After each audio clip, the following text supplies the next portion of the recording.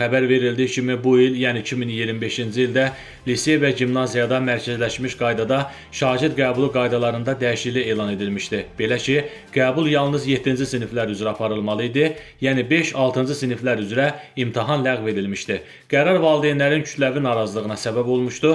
Təhsil zamanı xəbər verir ki, CHP.info.az saytına valideynlərin verdiyi məlumata görə Nazirliyin qərarında dəyişiklik edilib. Belə ki, istisna olaraq bu il 5-6-cı siniflərə də lisey və gimnaziyada mərkəzləşdirilmiş qəbul imtahanları həyata keçiriləcək. Bu barədə valideynlərə Elm və Təhsil Nazirliyindən məlumat verilib.